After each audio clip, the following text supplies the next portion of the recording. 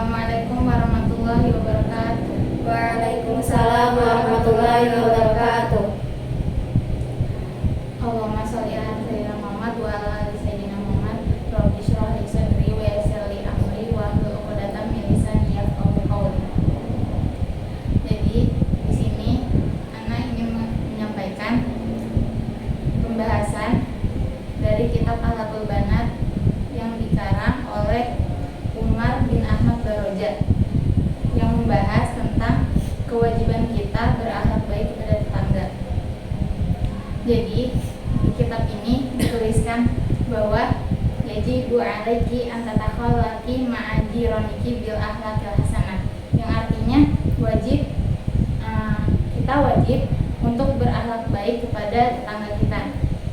Nah, karena mereka punya hak yang besar dalam mendapat kebaikan dari kita. Maksud sebagaimana Allah berfirman, wa'budullaha wa la tusyriku bihi syai'an wa bil walidaini ihsana wa bidzil qurba wal yatama wal masakin wal jari dzil qurba wal jaril junub, yang artinya sembahlah Allah dan jangan menyekutukannya dan dengan apapun, dan berbuat baiklah kepada orang tua, terus kepada kerabat, terus kepada orang-orang miskin, orang-orang yatim. Dan di sini dikatakan wal jaridil qurba dan wal jaril junub. Wal jaridil qurba itu tetangga yang dekat, wal jaril junub itu tetangga yang jauh.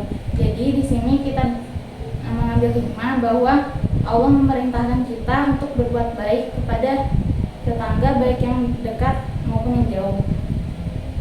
Terus dikatakan di dalam kitab Al-Haqqul Banat ini, fahtarimi. Bagaimana cara kita berbuat baik kepada tetangga kita?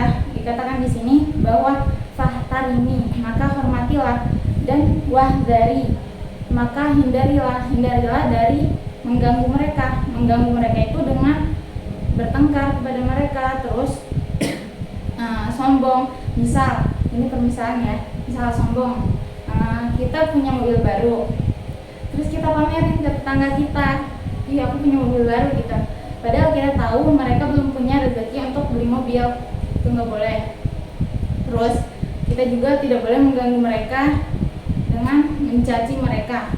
Contoh misal itu mencaci mereka dengan misal kita omongin rumahnya, rumah kamu jelek banget, terus kayak nggak pernah dibersihin. Itu nggak boleh ya, nggak boleh dicontoh. Terus nggak boleh juga gangguin mereka. Misalnya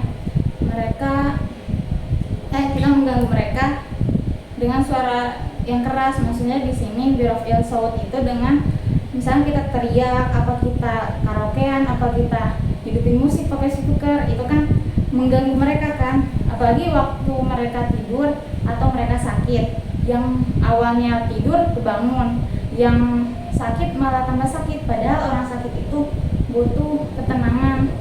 Yang misalnya dari pertamanya dia pusing biasa aja, jadi ngedengar kita teriak atau ngedengar kita lagi karaokean, jadi kan malah makin pusing. Terus kalau kita punya makanan lebih, itu sebaiknya kita kasih ke tetangga kita. Siapa tahu mereka tetangga kita belum makan seharian kan, jadi kasihan kan. Padahal sesama tetangga, sesama manusia, kita harus saling membantu, saling memberi. Terus Aisyah juga ada hadis yang dimana Aisyah bertanya kepada Rasul, aku punya tetangga, 2 tetangga, terus yang mana yang harus aku berikan dahulu gitu. Terus Rasul bersabda, jadi kita mulai dari yang di sini, dari min kibaban, maksudnya di sini dari mungkin yang aku dapetin, artinya itu dari, maksudnya yang beda satu pintu, itu maksudnya dari yang dekat gitu kan. Terus misal kalau kita nggak boleh, misal kita lagi masak, terus kecium aromanya sampai ke sebelah, terus kan aroma itu menjadikan tetangga kita lapar atau kepengen. Kasihan kan kalau nggak dikasih. Sebenarnya kita sebaiknya harus ngasih. Kalau sampai kecium, walaupun juga nggak kecium, kita harus sebaiknya saling memberi kepada tetangga.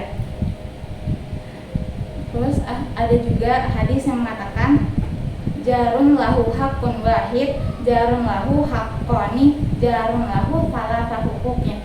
Maksudnya yang memiliki 3 hak itu yang dia seorang muslim, dia memiliki hak karena dia saudara kita semuslim, terus dia kerabat kita, terus dia tetangga. Yang memiliki 2 hak itu dia sebagai tetangga kita dan sebagai muslim. Dan yang memiliki 1 hak itu adalah tetangga yang musyrik. Terus di sini juga dikatakan wa idza uljari dzambun adim. Mengganggu tetangga itu adalah dosa yang besar.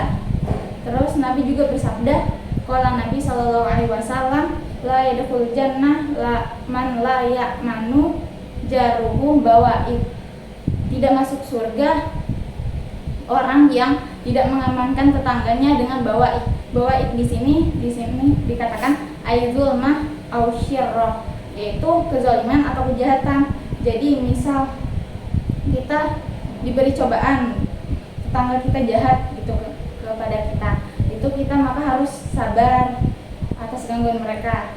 Terus kita juga harus menghindari dari bertetangga yang mereka memiliki akhlak buruk. Maksudnya bukannya di sini kita harus kita harus menghindari gitu. Maksudnya kalau mereka lagi melakukan hal yang buruk, misalnya mereka lagi bergibah, terus sebaiknya kita kita bilang ya udah aku ke rumah dulu. Maksudnya sebaiknya kita hindari hal gibah itu. Terus juga kita menjauhkan anak-anak kita, bukannya menjauhkan tapi kita agar tidak menjauhkan anak-anak kita dari anak-anak mereka, agar bertujuan agar tidak tertular itu. Maksudnya tidak tertular kebiasaan buruk dari mereka, agar anak kita nggak jadi itu tidak punya akhlak buruk juga. Terus ada syair yang mengatakan, yang artinya apabila kita bertetangga dengan tetangga yang memiliki akhlak yang rendah, maka kita sama dengan tetangga itu. Jadi makanya tadi kan dikatakan kita harus menghindari tetangga yang memiliki akhlak yang buruk. Itu maksudnya. Ada yang mau bertanya?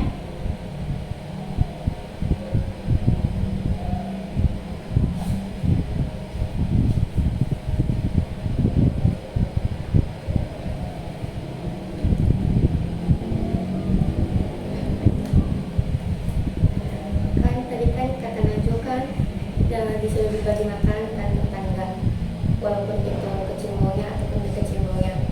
Itu tuh kalau misalnya kita masak, misalnya kita bikinnya dikit tuh, itu tuh yang harus dibagi apa ya? Kuahnya kan ada hadis yang bilang kan, itu kalau kita masak banyakkan kuahnya kan. Udah, ada yang mau nanya lagi? Udah, sekian dari saya. Kekurangan datangnya dari saya, kelebihan datangnya dari Allah. Wabillahi taufiq wal hidayah. Wassalamualaikum warahmatullahi wabarakatuh. Waalaikumsalam.